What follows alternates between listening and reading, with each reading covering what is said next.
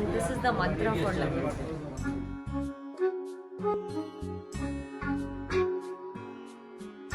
इंसान इसलिए दुखी नहीं है कि वो ईश्वर को नहीं मानता।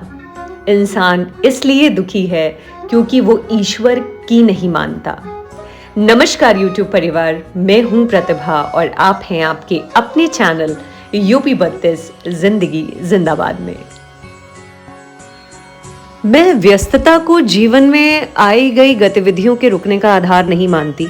मेरे हिसाब से जब मैनेजमेंट फेल होता है तो कुछ चीज़ें अनमैनेज्ड हो जाती हैं, जो वाकई मेरे साथ भी हुआ और मैं एक हफ्ते से कुछ चीज़ों को मैनेज करने में लगी हुई हूँ, लेकिन शायद मैनेजमेंट की कमी की वजह से वो थोड़ा अस्त व्यस्त ही रही और मैं वीडियो लाने में सक्षम नहीं हो सकी। तो मैंने सोचा फिर से नया स्टार्ट करते हैं। खुद को किक स्टार्ट देने के लिए ईश्वर की शरण से बेहतरीन कुछ नहीं हो सकता।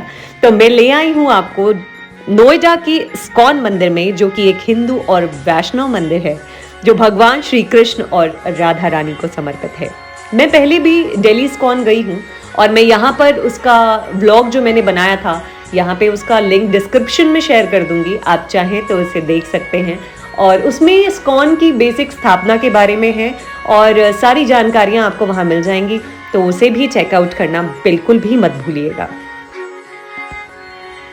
नोएडा का इस्कॉन मंदिर जो है वो एक छोटे से भूखंड पर बना हुआ है, इसीलिए मंदिर के विशेष तत्वों को समायोजित करके मंदिर को सीधा खड़ा बनाया गया है, जो 7 मंजिला है और मंदिर के शिखर की ऊंचाई लगभग 160 फुट है।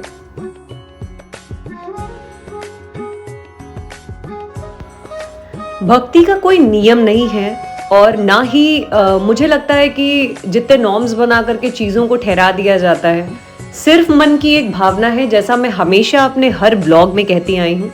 और बच्चों को जो नई पीढ़ी है उसको अपने इतिहास से, अपने संस्कार से, अपने कल्चर से, सनातन से जोड़े रखना, इसकी बहुत बड़ी जिम्मेदारी हम पर है।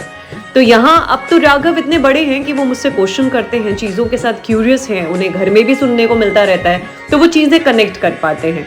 तो यहाँ पर पे भी जैसे हर इस्कॉन का हमने देखा है जाकर, दिल्ली इस्कॉन वाले आप ब्लॉग में देखेंगे तो वहाँ भी जय और विजय के बारे में आप पाएंगे, जो कि हैं भगवान के बॉडीगार्ड्स। तो वो मैं यहाँ पे राघव को एक्सप्लेन कर रही हूँ और ये दोनों ही तरफ है, हम दोनों तरफ जीने बने हुए हैं, स्टेयर्स हैं, तो हम दूसरे साइड से ऊपर चढ़े तो हमें पहले विजय मिले, यानी हमें जय मिलने चाहिए थे लेकिन हमें पहले विजय मिले क्योंकि हमारा डायरेक्शन दूसरा था। बट इट्स ओके, वो दोनों ही तरफ खड़े हुए हैं और जय विजय आपको दोनों ही मिलेंगे इस्कॉन मंदिर में जैसे ही आप गेट पे एंटर करते हैं। तो ये बड़ी खूबसूरती है चीज़ों को देखने के लिए। देखिए, खूबसूरती अगर किसी को लगेगा, मेरी बात में है, किसी को लगेगा नहीं है, लेकिन बेसिक समझिए, चीज़ों को देखने की खूबसूरती हमारी आंखों में होती है, हमारी सोच में होती है। एक बड़ी ही गहरी बात समझिएगा, मेरे हिसाब से जिंदगी सीखने का नाम है। जिसके अंदर सीखने की लालसा होती है वो इंसान कभी बूढ़ा नहीं होता। नाम के साथ कोई पैदा नहीं होता और जब हम जाते हैं तो हमारे पास सिर्फ हमारा नाम होता है। श्री कृष्ण इतना कुछ कहते हैं जिंदगी के बारे में, अगर हम उस पर आचरण या अमल करना शुरू करें तो शायद हम रोज एक नया दिन और एक नया उत्साह देखेंगे। लेकिन वही बात है ना कि जो आंखों के सामने होता है उसको हम अक्सर इग्नोर कर देते हैं, ये हमारी आदत है। मैंने एक पिक्चर देखी कार्तिकेय 2, उसमें अनुपम खेर जी ने बहुत ही प्यारा संवाद कहा है, बहुत ही सुंदर, तो वो मैं यहाँ आपके साथ साझा करना चाहती हूँ। उन्होंने कहा कि श्री कृष्ण वो जैविक रूप से पैदा हुए और धरती पर पले बढ़े हैं, एक अपार बुद्धि, ऊंचे सिद्धांतों से जन्म लेकर इस धरती पर चलने वाले मनुष्य हैं। उन्होंने जो धर्म बताया था वो धर्म नहीं, हमारा जीवन है। गीता के द्वारा करोड़ों लोगों को राह दिखाई, उनसे बढ़कर गुरु यानी टीचर कौन हो सकता है।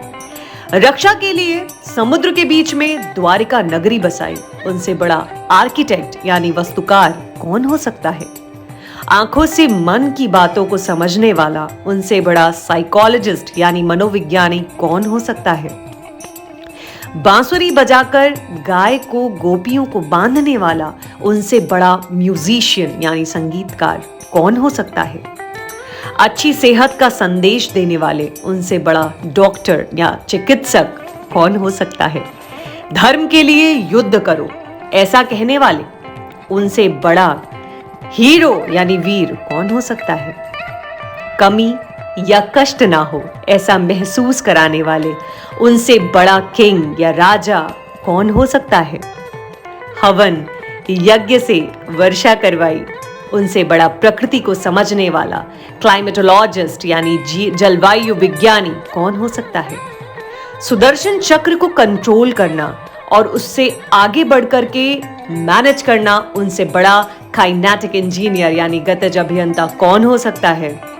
उनमें सब है, fighter, singer, teacher, warrior and what not. वो सब कुछ हैं, वो हमेशा शाश्वत हैं, वो भगवान से बढ़कर हैं, इसलिए उनकी उत्कृष्टता की पूजा की जाती है। मुझे दिल्ली इस्कॉन जाने का सौभाग्य 2 बार प्राप्त हुआ, लेकिन मैं नोएडा इस्कॉन पहली बार आई हूँ और यहाँ पर मैंने मतलब क्या मैं बोलूँ, मैं कुछ देर के लिए तो मौन हूँ और भगवान को देखते देखते आंखों से कहते हैं ना वो मन भारी हो जाता है, अश्रु धारा बहने लगती है। सारी चीज़ों का हल है जो वो सामने खड़े हैं और जब आपको उनसे कहना है कि वो उसका समाधान निकाले तो आप ब्लैंक हो जाते हैं। ये अनुभूति जो ईश्वर से खुद को कनेक्ट कर पाना है, मुझे नहीं पता ये मुश्किल है या आसान है, पर मैंने की। और आपको मौका मिले कभी ऐसा सदृश्य होने का तो ज़रूर जाइए, ज़रूर खड़े होइए, क्योंकि उनके सामने आपको कुछ कहना नहीं होता, वो सब कुछ जानते हैं। यहाँ पे मैंने जगन्नाथ जी की मूर्ति देखी जो कि मुझे दिल्ली इस्कॉन में नहीं मिली थी।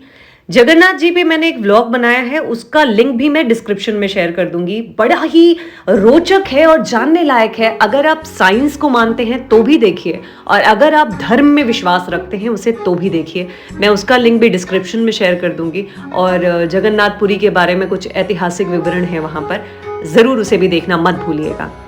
बैठ करके ईश्वर की शरण में ईश्वर को याद करना और एक माहौल होता है जहाँ सब एक जैसे होते हैं। ये माहौल जो है ये बहुत सौभाग्य से मिलता है।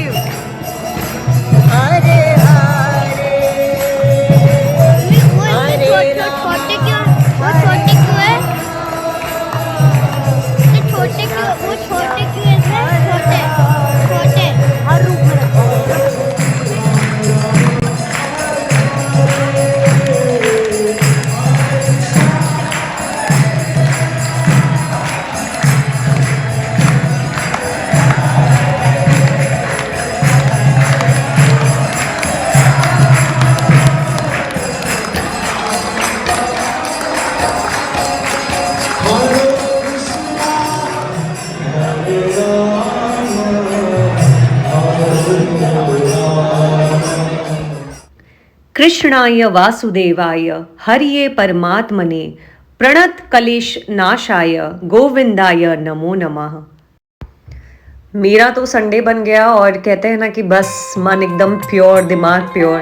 और अब बारी आती है कान्हा जी की शॉपिंग की। तो यहाँ से आपको हर इस्कॉन में एक शॉप मिलती है जहाँ पर आपको इस्कॉन में कृष्ण भगवान के यूज़ के रिलेटेड सामान, पूजा का सामान और बुक्स, ये सब चीज़ें आपको वहाँ पे मिलेंगी। और ये मैंने देखा है कि दिल्ली इस्कॉन जो है वो थोड़े बड़े वर्ग क्षेत्रफल में फैला हुआ है, जबकि नोएडा इस्कॉन उतना बड़ा नहीं है, लेकिन ज़रूरत की सारी चीज़ें आपको वहाँ पर भी उपलब्ध हैं। तो यहाँ पर आपको शॉपिंग के लिए जो भी आप लेना चाहते हैं पूजा से रिलेटेड, कुछ कपड़ों और कुछ और भी आपको मिल सकते हैं, जैसे घर का सामान जो है, ग्रॉसरी आइटम्स हैं, अब वो भी इन्होंने नया सेशन इंक्लूड कर दिया है, तो वो भी आपको यहाँ पे मिल सकता है। अगर आप चाहते हैं, आप आयुर्वेदिक चीज़ें लेना चाहते हैं तो वो आप यहाँ से इजीली ले सकते हैं। तो मेरी शॉपिंग का केंद्र बिंदु मेरे कान्हा जी थे, जिनके लिए मैंने यहाँ से शॉपिंग करी है। और रेट जो है आपको जो मिलते हैं, दाम जो आपको देने होते हैं, वो बहुत वाजिब दामों पर आपको यहाँ पे उपलब्ध हैं। और बेस्ट सेक्शन होता है इनका बुक्स का, जो कि बुक्स कहते हैं ना कि सबसे बेहतरीन साथी, सबसे बेहतरीन दोस्त। तो बच्चों को भी सिखाइए, आदत डलाइए और खुद को भी आदत डालिए कि डेली आप गीता की कम से कम 2 पन्ने ज़रूर पढ़ें। और मुझे नहीं पता कि वो इंस्टिंक्ट, वो ज्योति आपके अंदर कहाँ जल जाए और कहाँ आपको वो चीज़ें अपने आप कनेक्ट करना शुरू कर दें। किसी के कहने से नहीं होगा, आपके करने से होगा। तो कदम बढ़ाना और उस ओर बढ़ना बहुत ज़्यादा ज़रूरी है। तो आगे बढ़ते रहिए, कुछ नया एक्सपीरियंस करते रहिए, जैसा कि मुझे पसंद है, मुझे अच्छा लगता है और अच्छा लगता है उसको आप लोगों के बीच में लाना।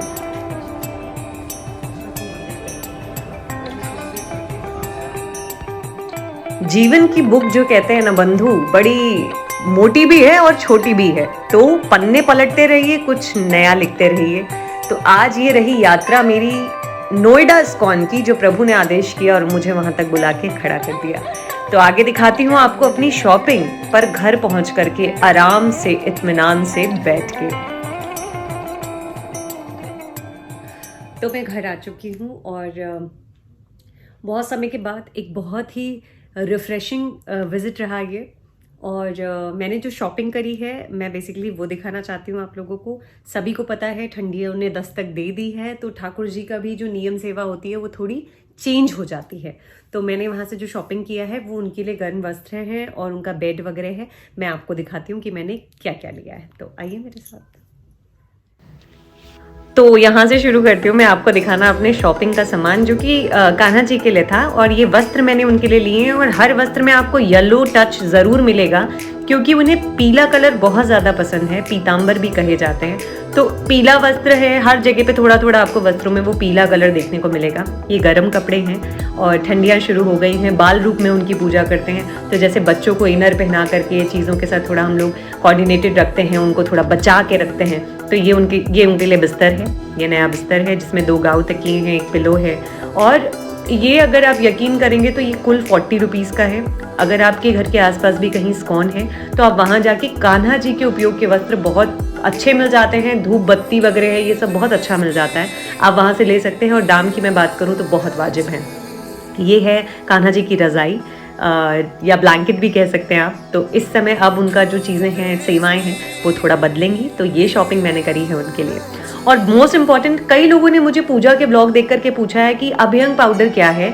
तो ये है माधव अभ्यंग पाउडर। यही होता है जिससे श्री कृष्ण भगवान को नहलाया जाता है और स्नान के लिए यूज़ किया जाता है। ये मैं मम्मी के लिए लेकर आई हूँ, क्योंकि वहाँ पे मिलना थोड़ा मुश्किल होता है। तो वो आएंगे या मैं जाऊँगी तो ये मैं उनको दे दूँगी। केमिकल फ्री है।